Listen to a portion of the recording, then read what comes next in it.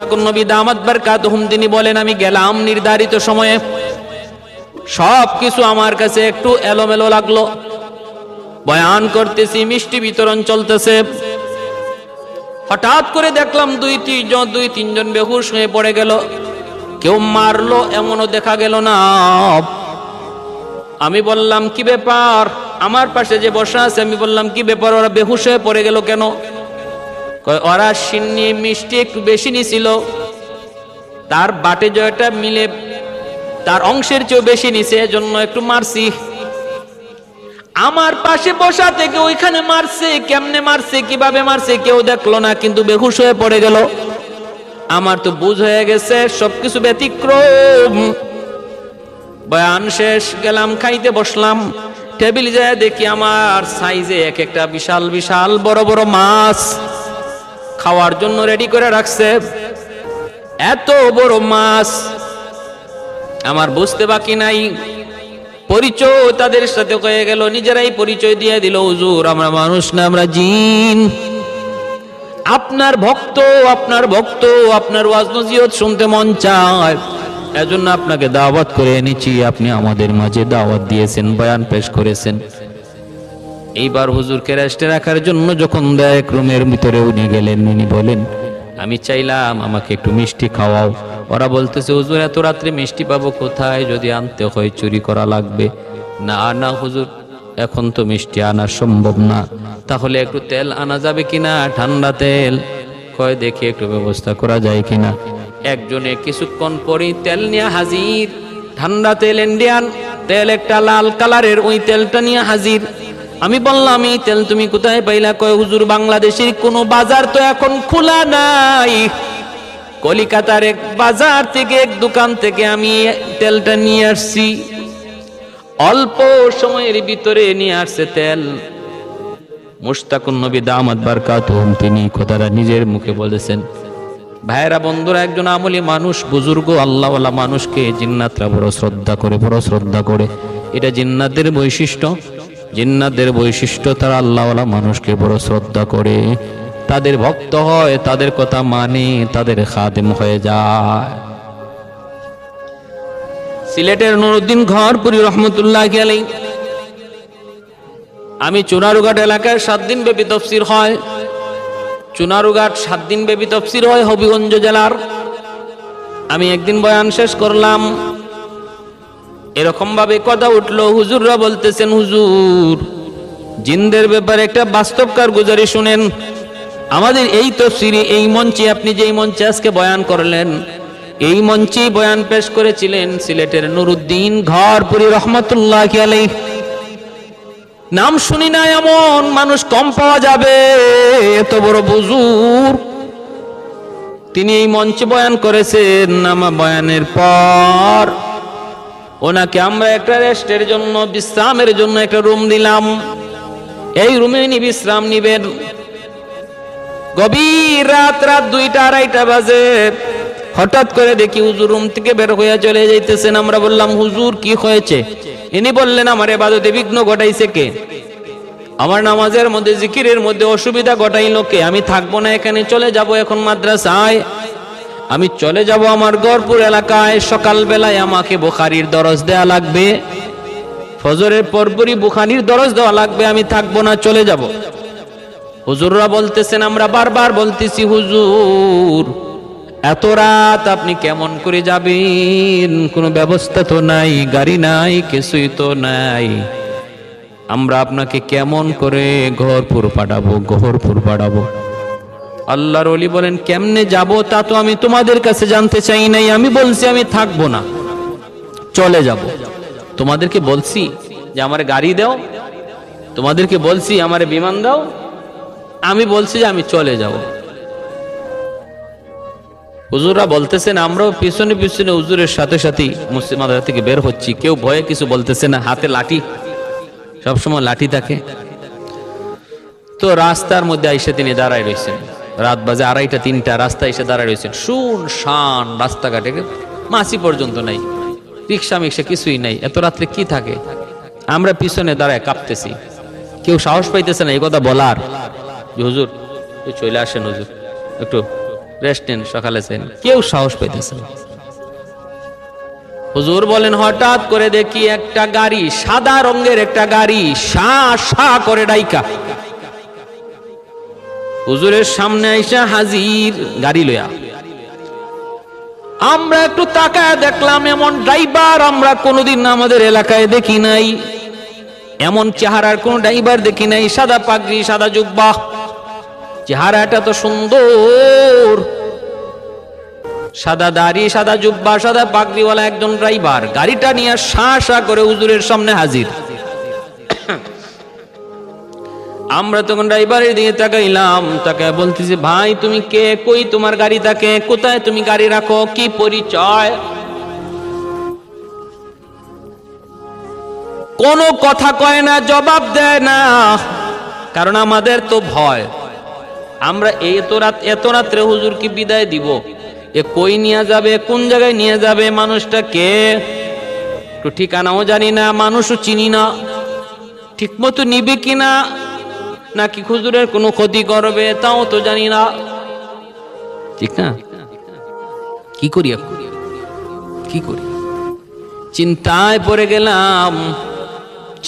পড়ে গেলাম। বারবার বলতেছি, ভাই তুমি কে? এমনি হুজুরে করছেন কি, টান দিয়া দরজাটা টান দিয়ে খুললেন, কইলাও হুজুরের ভিতরে ঢুকে গেলেন। আমরা আবার আটকাইতে চাইলাম, ভাই তুমি কেডা, একটু পরিচয় দিয়ে যাও। হুজুর কিন্তু একবারও তারে জিগান নাই তুমি কে, কই যাইবা, কই লইয়া যাইবা, আমারে কিছুই বলেন নাই। তিনি তো দরজা টান দিয়া গাড়ির ভিতরে ঢুকে পড়েছেন, আমরা গাড়ি যেতে দেই না বাইরে, তুমি কেডা, পরিচয় দিয়ে যাও। তখনই হুজুর আমাদেরকে লাঠি দিয়া ধমক দিয়া বলতেছেন, সরতরা রাস্তা সার। ওরে যে তোমরা এত কথা জিজ্ঞেস করো, জবাব দিবে কেমনে, সে তো মানুষ না, সে হলো জিন। এত কথা জিগায়ও না, ও কেমনে জবাব দিবে, সে তো মানুষ না, সে হলো জিন। আমরা সাথে সাথে সরে গেলাম, সন্ধ্যারা গেল, ভয় পেয়ে গেলাম, আমরা আর কোনো কথা বললাম না। তারপরেই আমরা খবর নিলাম, সকালবেলায় ফোনে খবর নিলাম, হুজুরে ফজরের আগে যায় তিনি মাদ্রাসায় হাজির, ফজরের নামাজ পড়া তিনি বুখারীর দরস দেওয়া শুরু করছে। এই আল্লাহর ওলি নুরউদ্দিন ঘরপুরী রহমতুল্লাহি আলাইহি এত বড় বুজুর্গ, আসরের নামাজ পড়ছেন সিলেটে, মাগরিবের নামাজ পড়ছেন যায় ময়মনসিংহ।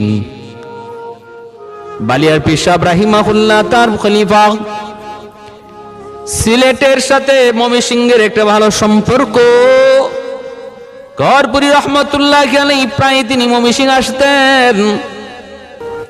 আর উস্তাদদের মুখে শুনেছি এমন বহু ঘটনা, বহু নজির। এক ওয়াক্ত তিনি আগে রক্ত পড়ছেন তিনি সিলেট, পরে রক্ত পড়ছেন ময়মনসিংহ, আগে রক্ত পড়ছেন ময়মনসিংহ, পরে রক্ত পড়ছেন সিলেট। কোন বিমানে গেলেন, কোন বিমানে আইলেন,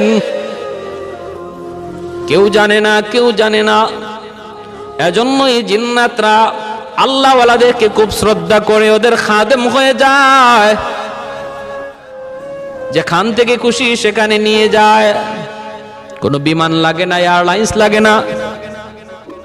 ভাইরা বন্ধুরা, জন্য বলতেছিলাম, ভালো করে খেয়াল করে শুনেন রে আল্লাহর বান্দা।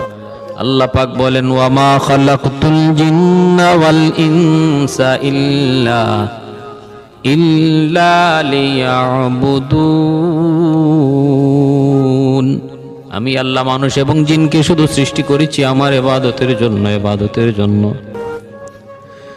এজন্যই মুশতাকুন নবী দামাত বারকাতুহুম তিনি বলেন, মুহূর্তের ভিতরে কলকাতা থেকে তার জন্য তারা তেল আইনা দিয়ে দিল। নোয়াখালী লুৎফুর রহমান সাহেব এখনো দুনিয়ায় জীবিত, ওনার জবানেও শুনেছি। রায়পুর আলিয়া মাদ্রাসায় তিনি যখন কামিল পড়েন, ওনার ক্লাসমেট ছিল এক জিন, নাম ছিল সাইফুল ইসলাম। ইনি নিজে বলছেন অনেকদিন পর্যন্ত তার সাথে ওনার সম্পর্ক ছিল, জানতেন না সে জিন। দুজন এক বাড়িতেই লজিং থাকতেন, একই বিছানায় শুইছেন বহুদিন। এজন্য বলি, সাবধান, মসজিদের ভিতরে বেয়াদবি করবা না, মসজিদের ভিতরে দুষ্টামি করবা না, মসজিদের ভিতরে আল্লাহর সাথে গুস্তাখি করবা না। কারণ তোমার পাশে যে নামাজি দাঁড়াইছে মানুষের বেশে, মনে কইরো না সে মানুষ, সে জিনও হতে পারে। মাদ্রাসায় তুমি পড়তেছো রে আল্লাহর গোলাম, পাশের ছাত্রটা মনে করতেছো মানুষ, কিন্তু মানুষ নাও হতে পারে, জিনও হতে পারে, সে তোমার ক্ষতি করে ফেলবে। যদি তুমি উস্তাদের সাথে বেয়াদবি করো, কিতাবের সাথে বেয়াদবি করো, মাদ্রাসার সাথে বেয়াদবি করো, অন্যায় কাজ করো, মসজিদে যদি বেয়াদবি করো, ক্ষতি হয়ে যেতে পারে, ক্ষতি হয়ে যেতে পারে। তো লুৎফুর রহমান সাহেব তিনি কি বলছেন? ইনি বলতেছেন, আমি শুধু আপনাদেরকে দেখাইতেছি যে আল্লাহর কোরআন তো বলে জিন আছে, হাদিস তো বলে জিনের বাস্তবতা আছে, বিজ্ঞান বলে জিন বলতে কিছু নাই, আর বাস্তব কিছু ঘটনা শুনাইতেছি। আল্লাহর কোরআন আর নবীর হাদিসের সাথে বাস্তব কিছু ঘটনা জিন্নাতের। ইনি নিজে বলতেছেন, কামিল পরীক্ষা দিলাম, পরীক্ষা দেওয়ার পর পরে সাইফুল ইসলাম নাই। উস্তাদরা বলতেছেন কই গেল, কই গেল, কই গেল। আমরা এখনো বের হই নাই, 1 ঘন্টা বাকি রয়েছে এখন পরীক্ষা দেওয়া শেষ হওয়ার। এর ভিতরে সাইফুল 1 ঘন্টা আগে পরীক্ষা দিয়ে বের হয়ে গেছে। এখন ব্যাপার কি, কই গেল? নোয়াখালী লুৎফুর রহমান সাহেব দামাত বারকাতুহুম, বহুত বড় একজন আলেম, বহুত বড় একজন চিন্তাবিদ, বহুত বড় একজন গবেষক, মাশাআল্লাহ বৃদ্ধ বয়স পর্যন্ত দিনের খেদমত করতেছেন। সুন্দর সুন্দর কথা বলেন, গবেষণামূলক কথা বলেন, তার কথাগুলো আমার খুব পছন্দ হয়। তো তিনি বলতেছেন, তো এখন সে কোথায় গেল? তালাশ করা শুরু হয়েছে। পরে খবর পাওয়া গেল এই মাদ্রাসার নাজিম সাহেব, ইনি সিলেট গেছিলেন একটা কাজে। দরগা মসজিদে মাজার মসজিদে তিনি নামাজ পড়লেন। নামাজ পড়িয়া তিনি সালাম ফিরে দেখেন সাইফুল, কিরে তুমি এখানে আসছো, ঘটনা কি? পরীক্ষা দাও নাই? হ্যাঁ হুজুর, আমি তো পরীক্ষা দিছি। পরীক্ষা দিছো মানে? এখনো তো পরীক্ষার টাইম শেষ হয় নাই, আরো 1 ঘন্টা বাকি আছে। এখানে তুমি কেমন করে, সিলেটে কেমন করে? হুজুর এই তো মাত্র আসলাম।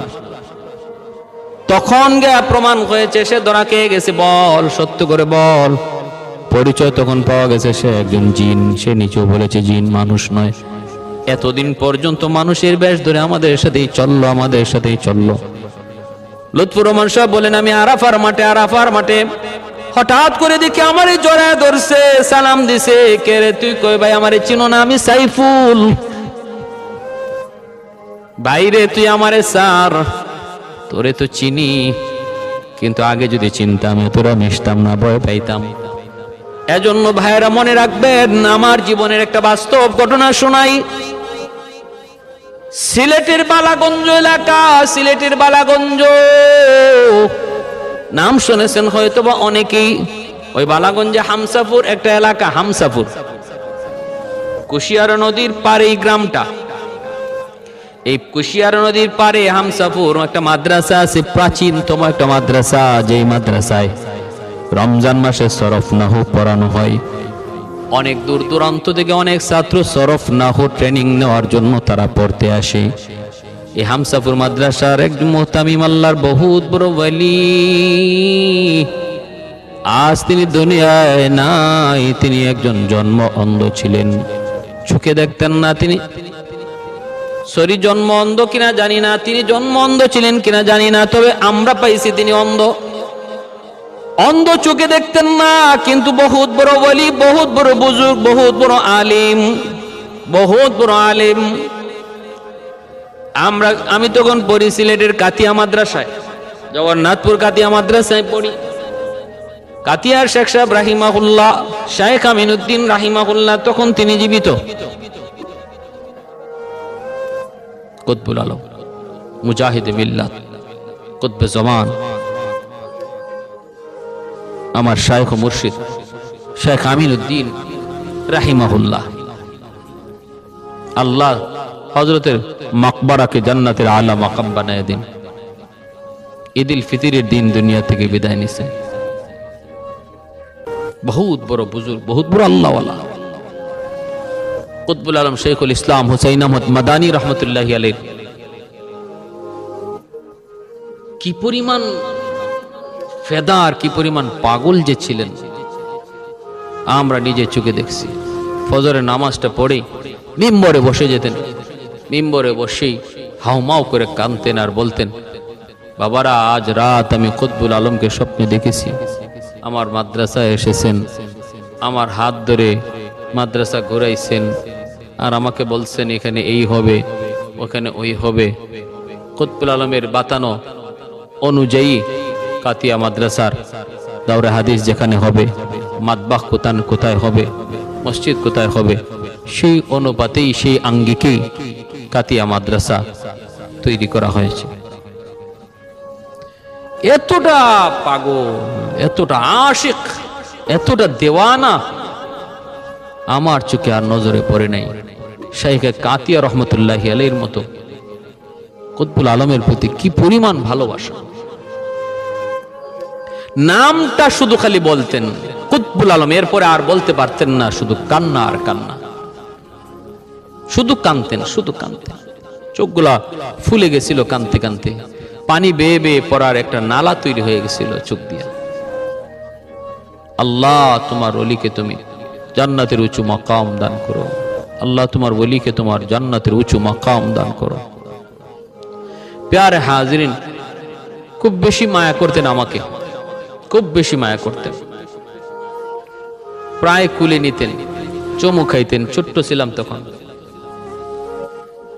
আমার উস্তাদদেরকে বলতেন, শুনো, এ নাসিরউদ্দিন না, নাসিরউদ্দিন সিপাহ সালার, বলো নাসিরউদ্দিন সিপাহ সালার, কও নাসিরউদ্দিন সিপাহ সালার।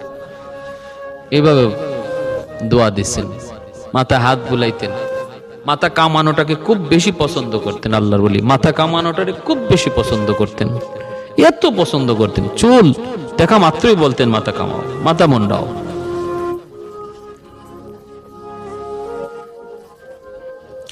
ভাইয়ের আমার, তো আল্লাহর ওলি ওনার মাদ্রাসায় যখন আমরা পড়ি, তখন ওই বছর রমজান মাসে ওনার নাতি, আমার ক্লাসমেট শাইখুল হাদিস আল্লামা মঞ্জুরুল ইসলাম,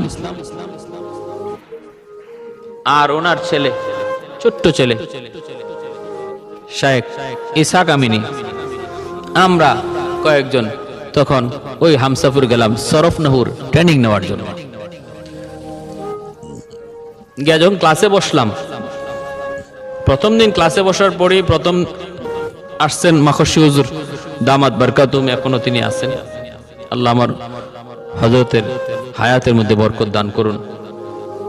তিনি আসছেন, আয়েশা বলতেছেন, বাবারা তোমরা তো ক্লাসে বসছো, আমার পরে তো হুজুর আসবেন, বড় হুজুর, কিন্তু মনে রাখো তোমরা এখানে যারা ক্লাসে বসছো শুধু তোমরাই আসো আর কেউ না, এমনটা মনে করো না। মনে রাখো এক ভিন্ন জাতিও তোমাদের সাথে ক্লাসে বসছে। এবং আমার পিছনের যে জানালাটা খোলা আছে, এই জানালা সবসময় খোলাই রেখে দিও, এটা লাগানোর চেষ্টা করো না, কারণ তারা এই দিক দিয়ে আসা যাওয়া করে। ক্লাসে কেউ দুষ্টামি করবা না, ক্ষতি হয়ে যাবে। তোমার পাশে যে বসা, মনে রাখবা, খেয়াল রাখবা, সেই ভিন্ন জাতির, সেই ভিন্ন জাতির। অতএব আদব আখলাক ক্লাসের প্রতি খেয়াল রাখবা। হুজুর আসছেন, আসার পরে আমরা সালাম দিলাম, মুসাফা করলাম। দেখি হুজুর অন্ধ, চোখে দেখেন না। এবারও তো আমরা পড়ি, হুজুর বুঝাইয়া দেন, আর বলতেছেন যে পিছনে একজনে একটু মনোযোগ নাই, দুষ্টামি করতেছো, আমি কি নাম বলে দেব? আমরা তো অবাক হয়ে গেছি, আমরা কেউ এর নাম এখনো বলি নাই, কিন্তু পিছনের যে ছাত্র দুষ্টামি করতেছে তার নাম নাকি হুজুর বলে দিবে, নাম বলেও দিছে। বুঝ হয়ে গেছে আমাদের যে আমরা জেনতেন কোন একজন আল্লাহওয়ালার সামনে বসি নাই। তিনি শুধু একজন আলেম না, বহুত বড় ওলি, বহুত বড় ওলি। শাইখে কাতিয়া রহমতুল্লাহি আলাইহি তিনিও আমাদেরকে বলে দিয়েছেন, বাবা যাইতেছো বহুত বড় এক ওলির কাছে যাইতেছো, যাও আমার সালাম দিও আর তার কাছ থেকে দোয়া নিও। আমরা প্রথম দিন যাই যখন পরিচয় দিছি আমরা কাতিয়া মাদ্রাসা থেকে এসেছি, তিনিও তখন বলছেন শাইখে কাতিয়া বহুত বড় আল্লাহর ওলি, বহুত বড় বুজুর্গ, তার কাছ থেকে আসছো, মাশাআল্লাহ। তো এক আল্লাহর ওলি আরেক ওলিকে ভালো করে চিনে, এক ওলি আরেক ওলিকে ভালো করে চিনে।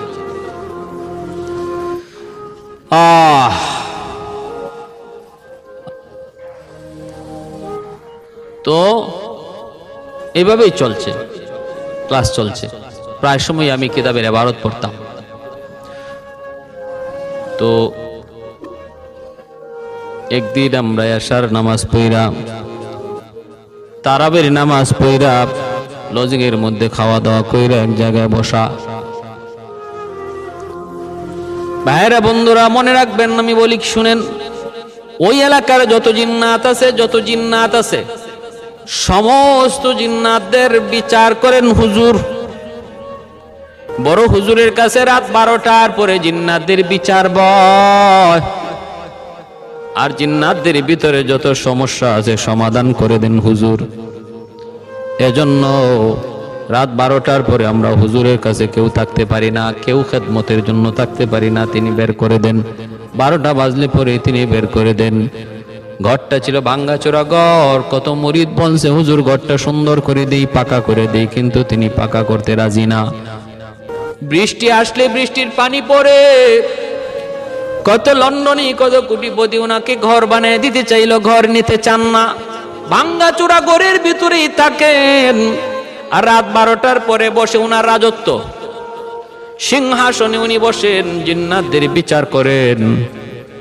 ভাইরা বন্ধুরা, এক রাত এমন ঘটছে, আমি গেলাম, বড় উদ্দেশ্য করে গেলাম, হুজুরের কাছে আজকে থাকবো, খেদমত করব, রাত 12টার পরে আসবো না। বসা আছি, খেদমত করতেছি, কথা বলতেছি, হুজুর আমাকে বিভিন্ন কিতাবের কথা বলতেছেন। হঠাৎ করে বলতেছেন, বাবা কয়টা বাজে? আমি বললাম হুজুর 11টা, 11:30 হয়ে গেছে। এইবার তিনি বলতেছেন, বাবা দেরি করো না, চলে যাও। আমি বললাম হুজুর না, যাব না, আমি থাকবো। তখন মুচকি হেসে বলতেছেন, বাবা নাসির ভয় পাবা, ভয় পাবা, যদি ভয় না পাইতা তাহলে রাখতাম। তুমি ভয় পাইবা, টিকতে পারবা না, অসুস্থ হয়ে পড়বা, যাও চলে যাও। আমাকে চলে যেতে বললেন, ভালোর জন্য আমি চলে আসলাম। ভাইরা বন্ধুরা মনে রাখবেন, এক রাতে এশার নামাজ পড়ার পর আমরা একটা ঘরের মধ্যে বসে বসে গল্প করতেছিলাম। আমি আর শাইখে কাতিয়া রহমতুল্লাহ আলাইহির ছেলে নাতি, আর আমরা আরো কয়েকজন ক্লাসমেট একত্রে বসে গল্প করি। ওই অবস্থায় হুজুরের বড় হুজুরের মেয়ের জামাই, মেয়ের জামাতা, তিনিও আসছেন, আমাদের সাথে বৈশা গল্পতে শরীক হলেন। এর ভিতরে শাইখে কাতিয়া রহমতুল্লাহ আলাইহির ছোট্ট ছেলে শাইখ ইসহাক পাশেই গেছে, ঘর থেকে বের হয়ে প্রস্রাব করবে। যেখানে জঙ্গল ছিল, জঙ্গলের পাশেই ছিল প্রস্রাবখানা। ঘর থেকে বের হয়ে এসে প্রস্রাব করতে বসছে, দেয়াল আছে, দেয়ালের পাশেই বসছে। হঠাৎ করে জঙ্গলের ভিতরে কে কাকে যেন মারতেছে আর চিল্লাইতেছে। এই আওয়াজটা আর এই দৃশ্য দেখা মাত্রই সে চিল্লানি দিয়া দৌড় দিয়া ঘরের ভিতরে আইসা পড়ছে।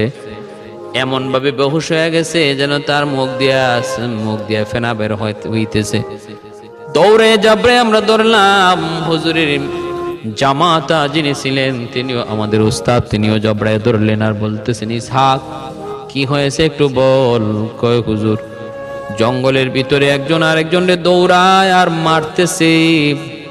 আমি টের পাইলাম একজন পুরুষ আর একজন মহিলারে দৌড়ায়, একজন মহিলারে দৌড়ায়।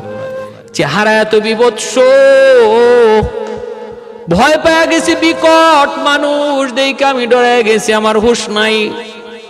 এইবার আমরা দেখলাম কি হুজুরের জামাতা তিনি ওই জঙ্গলের সামনে যেয়ে দাঁড়ালেন, দাঁড়ায় বলতেছেন, এ হারামির দল শোনো, আব্বা কত করে তোদেরকে বুঝাইলেন, কত করে বলে দিলেন,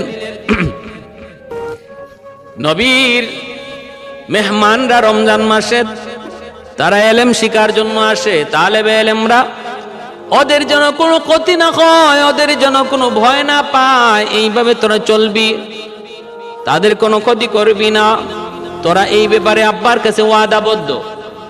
তাহলে আজকে কেন তোদের আচরণে সে ভয় পাইল? বিচার হবে, উপযুক্ত বিচার হবে।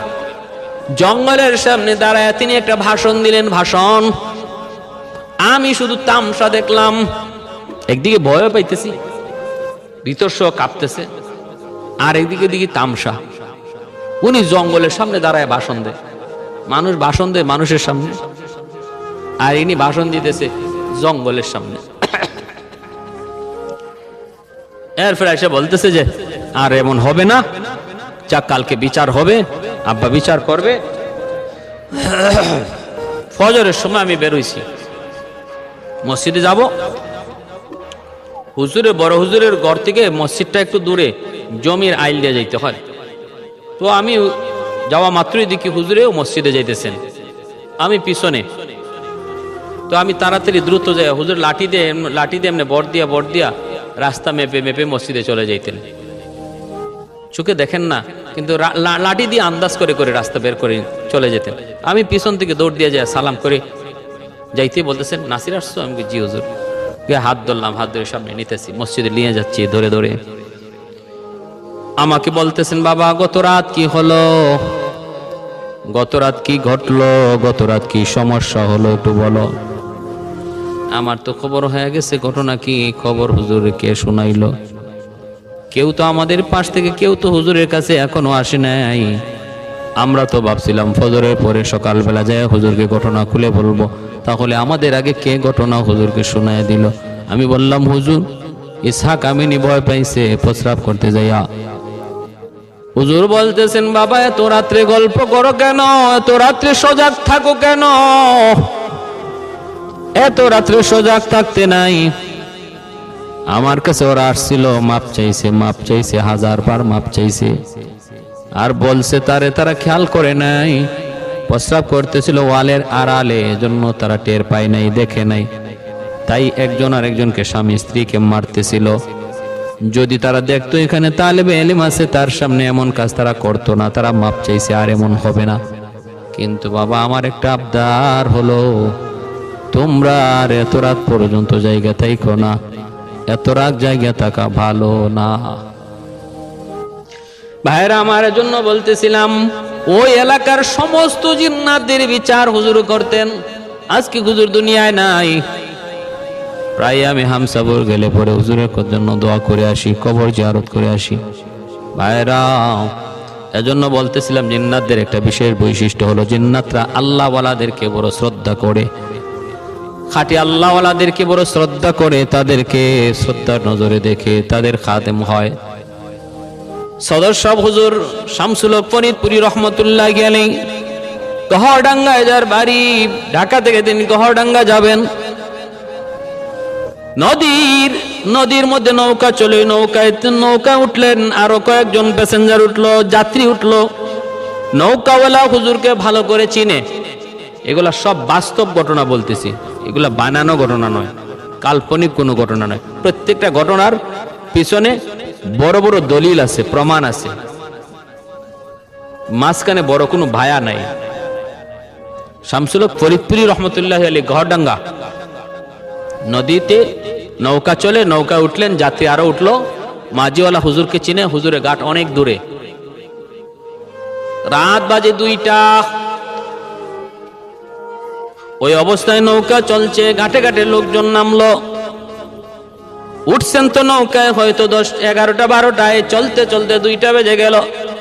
আরো সময় লাগবে হুজুরের ঘাটে যাইতে। ওই অবস্থায় হুজুর বলতেছেন, বাবা আমাকে এখানে নামায় দে, আমার এই ঘাটে নামায় দিলে এখান থেকে আমি বাড়ি পর্যন্ত যেতে পারবো। মাঝখানে একটা হাওর পাড়ি দিতে হয়, ওই হাওরটা পায়ে হেঁটে আমি বাড়ি চলে যাব। মাঝি কয়, হুজুর এটা কোন কি হাওর, কেন আপনি একা একা রাতের অন্ধকারে হাঁটবেন? নৌকা তো আপনার ঘাট পর্যন্ত যাবে, আপনি কেন এই জায়গায় নামবেন? হুজুর বলতেছেন, বাবা এত কথা বলিস না, আমাকে এখানে নামায়া দে। তুই এত কথা বলবি না, তুই বুঝবি না, আমাকে নামায়া দে। মাঝিওয়ালা হুজুরকে চিনতো, হুজুরকে জানতো, এখানে নামায়া দিল। আল্লাহর ওলিকে নামায়া দেওয়ার পর মাঝিওয়ালা সে বলতেছে, আমিও পিছনে পিছনে যাত্রা শুরু করলাম, দেখি হুজুর এখানে কেন নামলেন, কি জন্য তিনি নামলেন। কিছু দূর যাবার পর মাঝি বলতেছে, আমি দেখলাম হুজুর আর একা না, হুজুরের সাথে অসংখ্য অগণিত মানুষ দেখা যায়। এক একজনে এক এক কথা জিগায়, হুজুর এক এক জবাব দেয়, এক একজনে এক এক কথা জিগায়, হুজুর জবাব দেয়। এইভাবে তিনি যাইতেছেন। আমার তো কলিজায় পানি নাই, আমি তো একদম ভয়ে অস্থির হয়ে গেছি। ঘরের সামনে যায় হুজুর যখন ঢুকবেন আর কেউ নাই, আমি যাই সালাম দিলাম। হুজুর কয়, কি রে তুই? কয়, হুজুর আমি তো পিছনে পিছনে আইছি দেখার জন্য। কি দেখলি? কয়, হুজুর কি যে দেখছি আমি তো বলতে পারবো না, কলিজা শুকায় গেছে। কারা এরা, কারা এরা, এদের পরিচয় কি?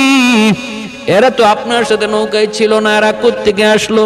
তিনি বলতেছেন, বাবা তাহলে শুন, তুই যখন দেখেই ফেলেছ তাহলে শুন রে বাবা। ঘটনা হয়েছে, এরা হলো এই এলাকার জিন্নাতের সর্দার, যে এসে নৌকার মাঝে আইসা আমার কানে কানে বলছে, হুজুর আপনি এই জায়গায় নামে যান, হাওরটা আপনি পায়ে হেঁটে যান, আমরা আপনাকে পাহারা দিয়া দিয়া বাড়ি পর্যন্ত পৌঁছে দেব। আর এর ভিতরে আমাদের কিছু জানার আছে, মাসালা জানার আছে, আমাদের ভিতরে কিছু বিবাদ আছে, মীমাংসা করা লাগবে। একজন আর একজনের সাথে ঝগড়াঝাটি হয়েছে, মীমাংসা আপনার করতে হবে। হুজুর আপনার বিচার সবাই এক বাক্যে মেনে নিবে, মাসালা মাসাইল আপনার কাছ থেকে জেনে নিব। এই বইলা আমাকে তারা নামাইছে, তারা আমাকে আমানতদারির সাথে পৌঁছে দিছে। সমস্যা যা ছিল সমাধান করে দিছি, মাসালা যা জানার ছিল আমি তা জানায় দিছি। এজন্যই ভাইরা বন্ধুরা, এজন্য বলতেছিলাম, এই জিন্নাতরা, এদের মধ্যে বিয়ে শাদীও হয়, বংশ বিস্তারও হয়, এই জিন্নাতদের ভিতরে বংশ বিস্তারও হয়। আল্লাহ পাক রব্বুল আলামিন পবিত্র কোরআনের সূরা রহমানে বলেন, ফীহিন্না কাসিরাতুত তরফি লাম ইয়াতমিসুহুন্না ইনসুন ক্বাবলাহুম ওয়ালা জান।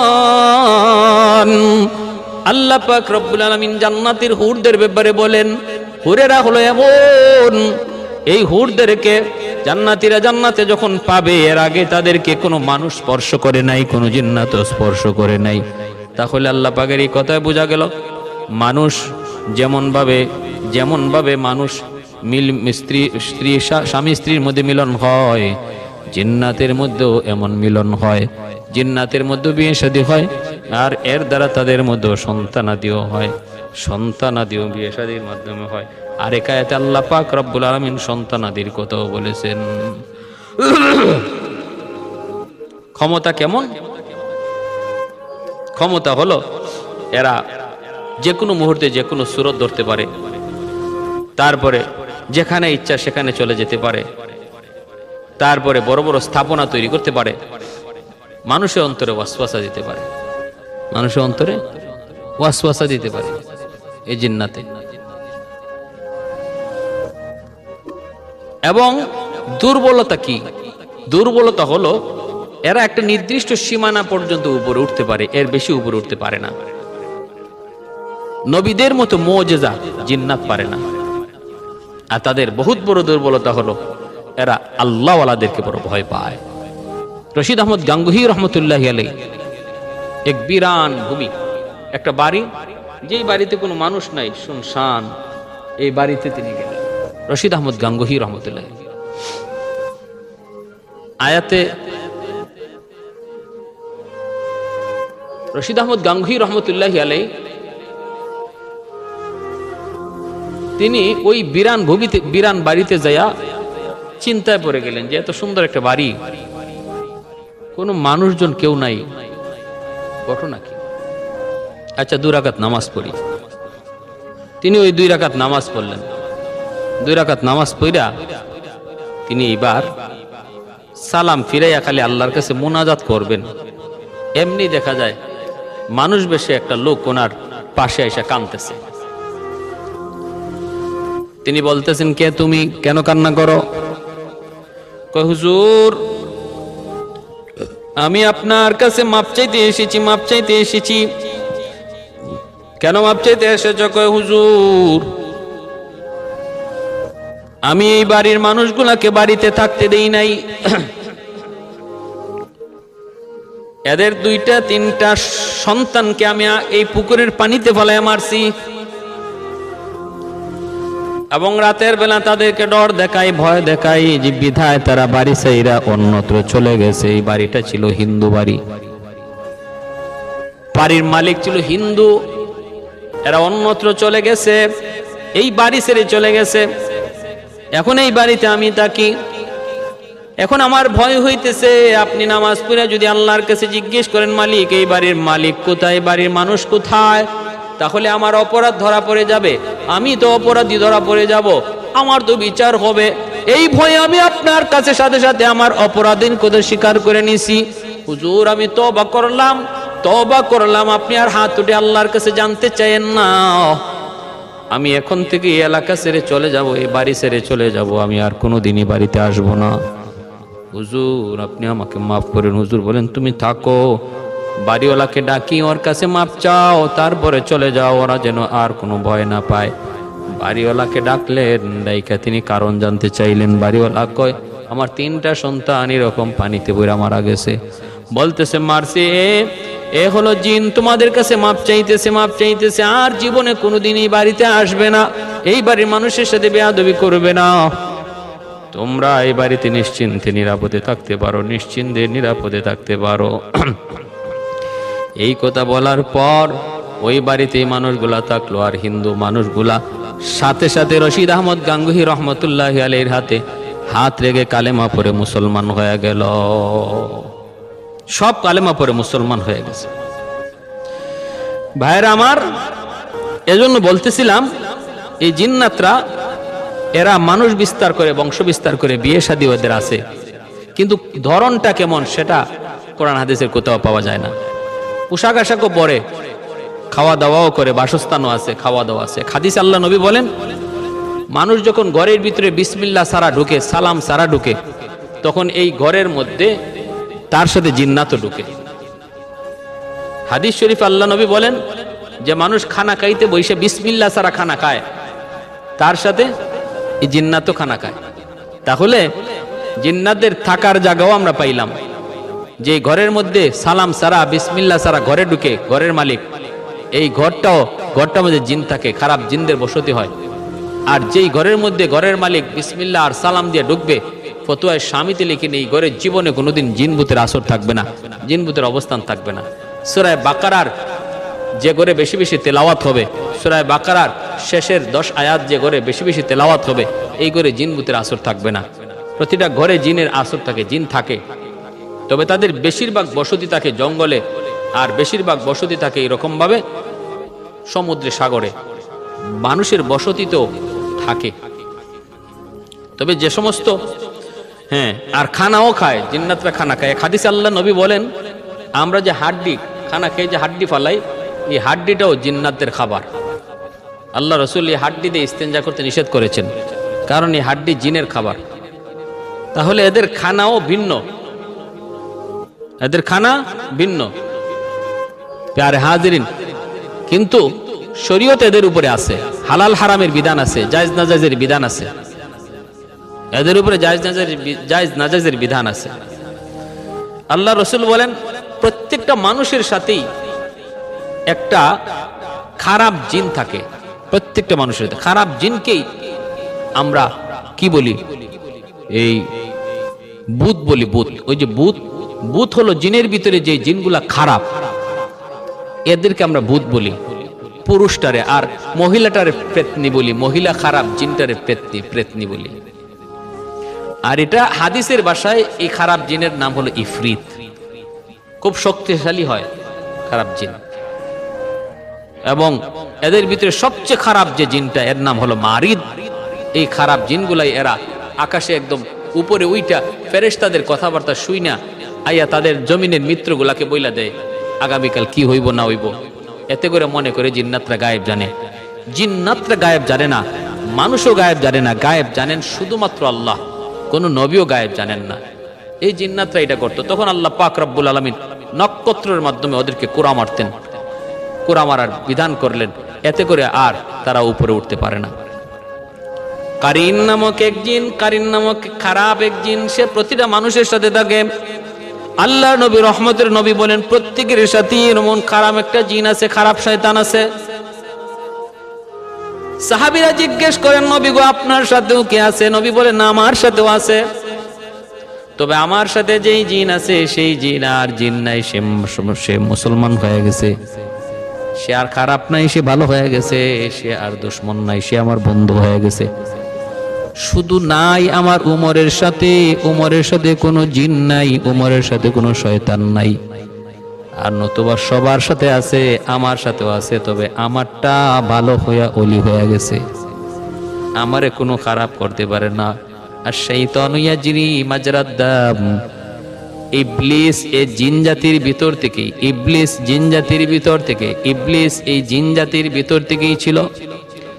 মায়া কইরা ফেরেশতারা ছোটকালে তার মায়া কইরা তার উপরে উঠায় নিয়ে ফেরেশতারা তারে ইবাদত শিখাইছে আল্লাহর কাছে বইলা। ইবাদত ফেরেশতারা শিখাইছে, সেই ইবাদত শিক্ষা সে ফেরেশতাদের উস্তাদ হয়ে গেছে। এজন্যই এই ইবলিসকে আল্লাহ যখন বলছিলেন আদমকে সিজদা করো, কয় না না আদমকে সিজদা করব না। আল্লাহ বলছিলেন কেন? কয় খালাকতানি মিন নার ওয়া খালাকতাহু মিন তিন। আমাকে আপনি আগুন দ্বারা বানাইছেন আর আদমকে মাটি দ্বারা বানাইছেন। মাটির স্বভাব হলো নিচে যাওয়া, আগুনের স্বভাব হলো উপরে যাওয়া। অতএব উপরের জিনিস নিচের জিনিস কি কেমনে সিজদা দেয়? হ্যাঁ, এরকম যুক্তি দেখায়া সে লানতের তকলিয়া নিচে নামছে। আর শাইতানু ইয়াজরি মাজরাদ দাম, এই ইবলিসের একটা ক্ষমতা এই, সে মানুষের রগ রেশায় ঢুকতে পারে, রগ রেশায় ঢুকিয়া এ মানুষকে ওয়াসওয়াসা দিতে পারে, ওয়াসওয়াসা দিতে পারে। কিন্তু আল্লাহ বলেন যতই সে ওয়াসওয়াসা দেখ, ইন্না কাইদা শাইতানি কানা যায়ীফা, শয়তানের ষড়যন্ত্র যতই দেখাক এটা অত্যন্ত দুর্বল, অত্যন্ত দুর্বল। আব্দুল কাদের জিলানী রহমতুল্লাহি আলাইকে এরকম ভাবে শয়তান, এরকম এই জিন শয়তান সে করছে কি, আব্দুল কাদের জিলানী তোমার আর ইবাদত করা লাগবে না, তোমার উপর আমি আল্লাহ খুশি হয়ে গেছি। ইনি বলেন আস্তাগফিরুল্লাহ মিন যালিক। আস্তাগফিরুল্লাহ কেন বললাম? কারে ইবাদত করার কথা আল্লাহ তার নবীর কয় হাত্তা ইয়াতিয়াকাল ইয়াকিন ওয়া'বুদ রাব্বাকা হাত্তা ইয়াতিয়াকাল ইয়াকিন। আমি আল্লাহর ইবাদত করো মরণ পর্যন্ত। যেখানে নবীর আল্লাহ কয় ইবাদত করো মরণ পর্যন্ত, ইবাদতের পেনশন দেয় না, তুমি আমারে পেনশন দিয়া দিলা, তাহলে তুমি আল্লাহ না, তুমি ইবলিস। তখন ইবলিসে কয় বুঝছি আব্দুল কাদের, তোমার ইলম তোমারে আজকে বাঁচাইয়া দিল, তোমার মতো এমন কত বুজুর্গরে আমি ইবলিস ধরা খাওয়াই দিছি, আজকে তোমার ইলম তোমারে বাঁচাইয়া দিল। আব্দুল কাদের জিলানী বলেন আস্তাগফিরুল্লাহ মিন যালিক, তোর ষড়যন্ত্র থেকে আমি আল্লাহর কাছে রেহাই চাই। কয় এখন আবার কি করলাম? কয় এখন আরো বড়টা করছো, আগেরটা ছোট আছিল এখন একটা বড়। আমার ইলম আমাকে রেহাই দেয় নাই, আমাকে রেহাই দিয়েছেন, মুক্তি দিয়েছেন আমার আল্লাহ, আমার আল্লাহ। মুফাসসিরিনে কেরাম বলেন, সুফিয়ানে কেরাম বলেন শয়তানের বড় হামলাটা ছিল আগেরটার চেয়ে খুব বড় জটিল হামলা। এটাও আব্দুল কাদের জিলানী রাহমাতুল্লাহ আলাইহি আল্লাহর রহমতে বুঝে গেছেন। এজন্য আল্লাহ বলছে ইন্না কাইদাশ শাইতানি কানা যায়ীফা, শয়তানের যত ষড়যন্ত্রই তুমি দেখো এটা তোমার জন্য অত্যন্ত দুর্বল। তুমি শয়তানের ষড়যন্ত্রকে দুর্বলই জানো, তুমি আল্লাহর দিকে সর্বদা আল্লাহর দিকে মুখামুখি থাকো। আল্লাহ পাক বলেন ইল্লা ইবাদাকা মিনহুমুল মুখলাসিন, আমার যে সমস্ত বান্দারা সর্বদা আমি আল্লাহকে ভয় করবে, আমার ভয় অন্তরে নিয়ে চলবে, আমি আল্লাহকে সর্বদা হাজির ও নাজির জানবে, সর্বদা সে আমাকে তার পাশে রাখবে, তার কোনো ক্ষতি শয়তান করতে পারবে না, কোনো ক্ষতি এই জিন শয়তান করতে পারবে না, রগ রেশায় ঢুকেও তার ওয়াসওয়াসা দিয়ে কোনো ক্ষতি করতে পারবে না। আমি আল্লাহ তার হেফাজত করব, আমি আল্লাহ তার হেফাজত করব। প্যারে হাজিরিন, আল্লাহ পাক আমাদের সবাইকে আল্লাহ ওয়ালা হওয়ার আল্লাহ ওয়ালাদের সোহবতে থাকার তৌফিক দান করুন। এতে করে মানব দানবের সব ধরনের ক্ষতি থেকে আল্লাহ পাক হেফাজত করবে। যদি আমি আল্লাহ ওয়ালা জিন্দেগি তৈরি করতে পারি, সবার কাছে সম্মানের ইজ্জতের পাত্র আল্লাহ বানাই দিবে। আল্লাহ যারে মহব্বত করবে, তাম দুনিয়ার সমস্ত মাখলুকের অন্তরে তার মহব্বত আল্লাহ ঢুকাই দিবে। সে আমার বলি, আমি তারে ভালোবাসি, তোমরাও ভালোবাসো, জিনরাও তারে ভালোবাসবে, হাইওয়ানাতও তারে ভালোবাসবে, মানুষও তারে ভালোবাসবে। আল্লাহ তৌফিক দান করুন।